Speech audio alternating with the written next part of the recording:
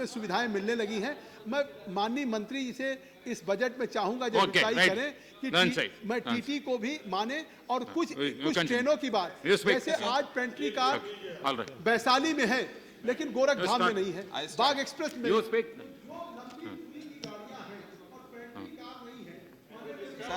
No, you speak. That will go on record. Your space, that won't go on record. Disturb हो रहा है It will, you can come see.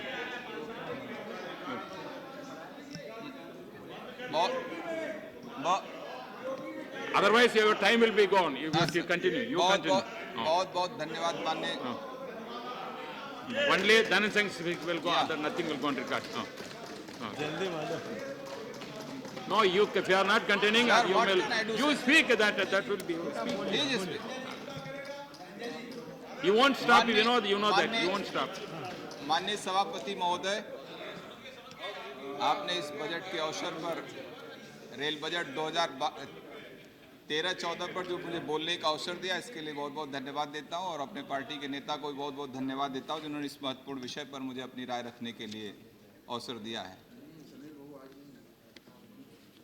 सभापति महोदय, जब rail मंत्री जी इस बार बजट प्रस्तुत कर रहे थे तो मुझे लगा कि बहुत लंबे समय के बाद बहुत हो हल्ला मचा था कि पहली बार एक बड़े राजनीतिक दल को काफ़ी लंबे अरसे के बाद यह विभाग उनको मिला, 16-17 वर्षों के बाद, तो कुछ बेहतर नीतियों के साथ वो देश के सामने आएंगे। क्योंकि जब हम बजट प्रस्तुत करते हैं तो सिर्फ लेखा जोखा नहीं प्रस्तुत करते हैं, वो सरकार की नीति उसमें परिलक्षित होती है। परंतु इस बजट में मुझे कहीं से भी सरकारी नीति, कोई दीर्घकालिक नीति इसमें परिलक्षित नहीं हुई है। कम से कम माननीय मंत्री से मुझे उम्मीद थी कि कुछ दीर्घकालिक नीतियाँ बनाएंगे इस जो बजट प्रस्तुत कर रहे हैं, परंतु ऐसा देखने को नहीं मिला। मेरा अनुराग जी आश्चर्य प्रकट कर रहे थे, मुझे कोई आश्चर्य नहीं लगा क्योंकि जब मैं पिछले 4 वर्षों से लगातार जो रेल बजट देख रहा हूँ वो उसी क्रम में अपने जो पूर्ववर्ती लोग थे उसी क्रम में माननीय मंत्री जी ने भी ये बजट प्रस्तुत किया है। कुछ कोई नई उम्मीद नहीं थी, लेकिन 2009-10 में जब बजट प्रस्तुत हुआ था, माननीय ममता बनर्जी ने जब बजट प्रस्तुत किया था रेल मंत्री जी ने, उस समय एक विजन डॉक्यूमेंट 2020 आया था। तो मुझे लगा कि हमारी जो सरकार है इसने कहीं ना कहीं जापान से कुछ प्रेरणा ली है, क्योंकि सेकेंड वर्ल्ड वॉर के बाद जापान ने 1964 ओलंपिक को टारगेट में रख के, जबकि आर्थिक मंदी के दौर से भी गुजर रहा था, द्वितीय विश्व युद्ध की त्रासदी भी झेल रहा था जापान, उसके बाद भी उसने लक्ष्य निर्धारित किया था, अपने रिसर्च ऑर्गेनाइजेशंस को लक्ष्य दिया था कि 1964 जो ओलंपिक आएगा उसमें हम बुलेट ट्रेन इंट्रोड्यूस करेंगे। और वर्ल्ड बैंक से पैसा लेकर उसने अब उस लक्ष्य को प्राप्त कर लिया 10 वर्षों के अंदर। 1964 के पहले लक्ष्य प्राप्त किया। मैं उम्मीद करता था कि जो विजन डॉक्यूमेंट 2020 है उस पर यह सरकार, किसी एक मंत्री विशेष का बजट नहीं होता, बजट एक सरकार का होता है। और यूपीए 1 यूपीए 2 चलाने के बाद मुझे लगा कि यूपीए 2 मंत्री जी से सुन ही रहे होंगे, मुझे लगा कि 2020 विजन डॉक्यूमेंट जो है उस पर यूपीए 2 की सरकार उस पर कुछ न कुछ काम करेगी आगे चल के। और उस पर मुझे लगा इन्होंने, देख रहा हूँ कि पिछले 60-62 वर्षों में लक्ष्य जो प्राप्त किया था, जो न्यू रेल लाइंस बिछाने का जो लक्ष्य प्राप्त किया था सरकार ने, वो 8,000 से 10,000 किलोमीटर ही प्राप्त कर पाए थे। और लेकिन नेक्स्ट 10 ईयर्स में 2009-10 से 2020 तक इन्होंने निर्धारित किया कि लगभग 25,000 किलोमीटर न्यू रेल लाइंस इस देश में बिछाएंगे और लोगों को, देश की जनता को उसका लाभ देने का काम करेंगे। और साथ साथ न्यू फ्रेट कॉरिडोर की भी स्थापना की बात कही। मेरा ये माननीय मंत्री से जरूर जानना चाहूँगा कि क्या विजन 2020 डॉक्यूमेंट क्या यूपीए का डॉक्यूमेंट नहीं था? जब ये जवाब दें जरूर इस बात को कहें, क्योंकि इस बार इन्होंने सिर्फ 500 किलोमीटर नई रेल लाइनों का लक्ष्य रखा है। अगर नई रेल लाइनों का 500 प्रत्येक वर्ष लक्ष्य अगर इसी हिसाब से रखेंगे तो 2020 तक जो 25,000 किलोमीटर नई रेल लाइनें बिछाने का जो लक्ष्य आपने रखा है उसमें वो प्राप्त होता दिख नहीं रहा मुझे। और माननीय मंत्री जी ने जो बजट प्रस्तुत किया है उसे मुझे ऐसा कहीं नहीं लग रहा है कि जो रेल, जिन समस्याओं से रेल जूझ रही है उस समस्याओं का समाधान इसमें है, बल्कि और समस्याएं बढ़ रही हैं। क्योंकि एडॉकिज्म सिस्टम पे हमने मांग कर दी, आपने मेरे यहाँ एक रेल चला दी, किसी ने कह दिया हमारे यहाँ ट्रैक बिछा दिया, आप वहाँ कर दे रहे हैं। कोई एक कॉम्प्रहेंसिव पॉलिसी, इंटीग्रेटेड पॉलिसी लेके आप पूरे देश में लेके आप आने का काम नहीं कर रहे हैं, जो कि लाइफलाइन कही गई है रेल। अभी आज तक हमने पूरे देश में कोर नेटवर्किंग प्रत्येक डिस्ट्रिक्ट हेडक्वार्टर्स को जोड़ने का काम नहीं किया है, आज तक हम नहीं कंप्लीट कर पाए हैं। मैं माननीय मंत्री से जरूर ये बात कहूंगा कि आप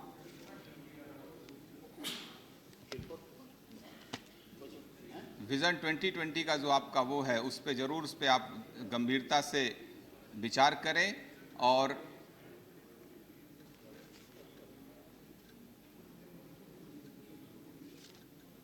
जो हम एडोकिज्म सिस्टम पे जो आप काम कर रहे हैं उस पे मैं थोड़ा सा वो हो गया था।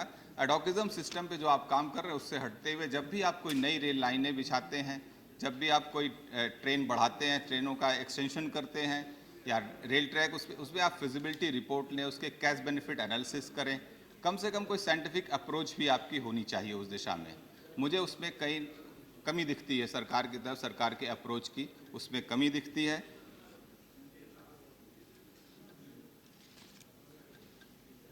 अभी हमारे यहाँ माननीय मंत्री जी ने कुछ एक ट्रेन को बढ़ा दिया। मैं बस ये जानना चाहता हूँ कि जिस तरीके से आप एक चंडीगढ़ एक्सप्रेस लखनऊ तक चलती थी उसको आपने बढ़ा दिया। एक एग्जाम्पल के तौर पे मैं दे रहा हूँ किसी पॉलिसी के अंतर्गत जो आपने एक ट्रेन चंडीगढ़ से चलाई लखनऊ तक, लखनऊ से उसको आपने एक डिमांड थी कि बनारस तक करने का, आपने उसको बढ़ा दिया पटना तक। क्या जब आप इन ट्रेनों को बढ़ाते हैं उस पर आपको कितना प्रॉफिट लॉस होता है, इस पर भी आप विचार करते हैं? इस पर हमें नहीं लगता है कि इससे बहुत विचार होता है कि हमारी मांगों पे उसको कर दिया जाता है। अभी आपने एक ट्रेनें चलाई हैं, जैसे बार बार बात उठी कि रायबरेली और इसको लेके चंडीगढ़ का ही बजट रहा है, इसमें कई ट्रेनें मैं देखा रायबरेली और उसके बीच में चली हैं। जैसे आपने रायबरेली और अमेठी को जोड़ने का काम किया, ठीक है, 2 डिस्ट्रिक्ट, अमेठी अब आज के डेट में नया डिस्ट्रिक्ट बन गया, आप उसको जोड़ने का काम कर रहे हैं। तो मेरा एक आग्रह है कि आप कब तक, क्या आप इस बार जब अपना जवाब देंगे बताएंगे कि आप पूरे देश को, पूरे डिस्ट्रिक्ट हेडक्वार्टर को कब तक जोड़ने में कामयाब हो सकेंगे?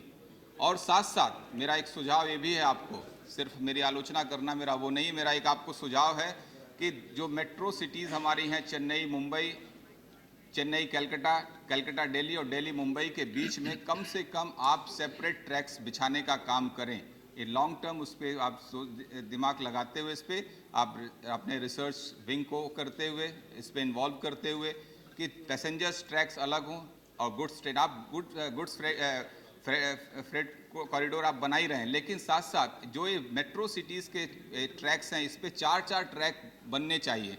जिस ट्रैक पे ज़्यादा कंजेशन है, जिस पे उस एरिया को, उस लाइंस को आपको बढ़ाने की आवश्यकता है और मैं उम्मीद करता हूं कि इस पे आप जरूर से गंभीरता से विचार करते हुए इस दिशा में काम करेंगे।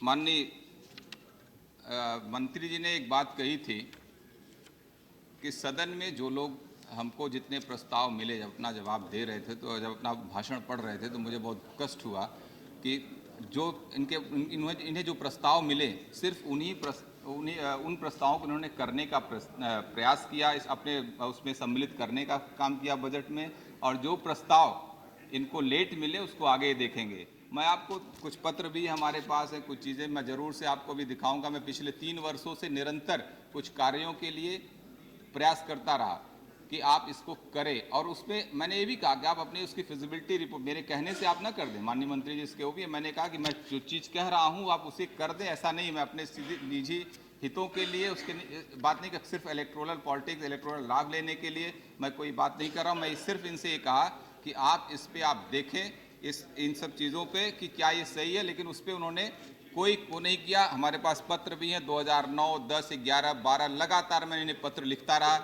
उस पत्र पे जो समय समय पे मंत्री बदलते गए, आपके मंत्रिमंडल बदलता गया, उस पर हम लोग कुछ नहीं कह सकते। आपके बार बार ममता जी थी, फिर दिनेश जी आए, उसके बाद फिर क्या कहते हैं मुकुल जी आए, हमने आपको भी दिया, लेकिन उन पत्रों पर कोई कार्रवाई नहीं हुई। और एक बात मैंने ये भी कहा था कि आप क्या पॉलिसी है आपकी ट्रेन स्टॉपेज की। मैं आपको एग्जांपल देना चाहता हूं, हमारे यहाँ तमाम डिस्ट्रिक्ट हेडक्वार्टर्स हैं जहाँ पे 50 से 60 लाख आबादी, ट्रेनें नहीं रुकती हैं, परंतु आपके हम एक एग्जांपल देना चाह रहा हूँ, लखनऊ से बनारस के बीच में एक निहालगढ़ स्टेशन पड़ता है, हो सकता है आपके पार्टी के एक बड़े नेता का कॉन्स्टिट्यूंसी है, निहालगढ़ में सारी ट्रेनें रुकती हैं, परंतु जौनपुर नहीं रुकेंगी, बरेली मंडल है वहाँ भी नहीं रुकेंगी। बहुत से ऐसे डिस्ट्रिक्ट्स हैं जहाँ मैं बहुत सब नाम नहीं कोट कर सकता, लेकिन आपके निहालगढ़ में सारी ट्रेनें रुकती हैं। ऐसा आप लोग दोहरा मापदंड न अपनाएं, एक जरूर से आप इस पर एक नीति बनाएं कि कहाँ पे ट्रेन रुकनी चाहिए, कहाँ नहीं रुकनी चाहिए। सर, आप मुझे लग रहा है कि आप बहुत जल्दी में हैं, मेरा वो नहीं है मुझे बोलने का। मैं पार्टी से पहले अभी बहुत कम समय लिया हूँ, मैं अभी 5-7 मिनट लिया हूँ मैं। 10 minutes you are taken. 10 minutes you are taken. तो जरूर पॉलिसी इस पे आप बताएं कि आप ट्रेन स्टॉपेज किस तरीके से कहते हैं। हम लोग बार बार कहते हैं क्योंकि हमारे ऊपर भी इसलिए प्रेशर पड़ता है कि आप छोटे स्टेशन पे ट्रेन रोक दे रहे हैं, हमारे यहाँ नहीं रोक रहे हैं। ये प्रेशर बड़े स्टेशनों पे आप रोकने का काम नहीं कर, छोटे स्टेशनों पे रोकने का काम करते हैं आप। आउटर पे जो रोक देते हैं वो समय जो है स्टेशनों को दे। और मैं आपको धन्यवाद देता हूँ, एक ट्रेन आपने चलाई है, नई ट्रेन इंट्रोड्यूस की है। हमारे दारा सिंह चौहान जी और कई हमारे साथी सांसद डॉक्टर बलराम, सब तमाम लोगों ने आपसे आग्रह किया था। मऊ से लेकर आपने आनंद विहार तक चलाया है, लेकिन मेरा एक आपसे आग्रह है कि उस ट्रेन को आनंद विहार के बजाय नई दिल्ली तक करेंगे तो वहाँ से बहुत हम लोगों के लिए लाभ होगा। वहाँ के लोगों के लिए दिल्ली तक आ जाएगी तो बहुत अच्छा है। और मऊ से आजमगढ़, साहिबगंज, अम्बेडकर नगर, फैजाबाद होते हुए रोड आती है। बहुत ढेरों सारे सांसद, बहुत ज़्यादा आबादी भी उस पर आबादी बहुत ज़्यादा लाभ भी होगा उसका। कहीं से भी वो ट्रेन घाटे में नहीं रहेगी। और माननीय मंत्री जी से एक आग्रह है कि रिसर्च एंड डेवलपमेंट पे कोई भी देश, किसी भी देश की बुनियाद, आज हम दुनिया मुल्क बहुत आगे गया है, बगैर रिसर्च एंड डेवलपमेंट के नहीं गया है। आपने रिसर्च एंड डेवलपमेंट के लिए महज 150 करोड़ रुपए अपने बजट में प्रोविज़न रखा है। क्या है उचित है? मैं पिछले 3-4 सालों का रिकॉर्ड देख रहा, कभी 100, कभी 150, कभी 50 को इस तरीके से आप प्रोविज़न रखते हैं। 1-1 लाख करोड़ का बजट आप रखते हैं सदन के सामने, देश के सामने, और महज 100-150 करोड़ रुपए आप रिसर्च डेवलपमेंट के लिए रखते हैं। RDSO लखनऊ में लास्ट ईयर का मैं देख रहा था, उसमें 13 करोड़। आप बगैर रिसर्च एंड डेवलपमेंट के आप टेक्नोलॉजी खरीद के कब तक करते रहेंगे? एग्जाम्पल के तौर पर आप मेट्रो रेल कलकत्ता में 80s में स्टैब्लिश हुई। आप हमारे रेल राज्य मंत्री जी भी पश्चिम बंगाल से हैं। उसके बाद 20 वर्षों के बाद दिल्ली में मेट्रो रेल इंट्रोड्यूस हुई, और आप उसके बाद भी आप बाहरी टेक्नोलॉजी को खरीद के आप काम कर रहे हैं। क्या 20 सालों में हम अपने आप को इतना सक्षम नहीं कर पाए कि हम अपनी टेक्नोलॉजी के साथ मेट्रो रेल को आप ले आ पाते? माननीय मंत्री जी, इस विषय पर बहुत गंभीरता से आप प्रयास करें कि रिसर्च एंड डेवलपमेंट पे जितना काम होगा उतना ही अच्छा है। अभी हमारे जगदम्बिका पाल साहब कह रहे थे काठ की हांडी एक बार चढ़ती, अब भूल गए हैं कि टेक्नोलॉजी इतनी बढ़ गई, काठ की हांडी में बार बार खाने बनाए जा सकते हैं, ओवन। नहीं, अब सब नहीं, मैं कह रहा हूँ। No, there are other people, your party want to speak, therefore you accommodate them, therefore please. Sir, I am not taking much time, sir. I am not taking much time, sir.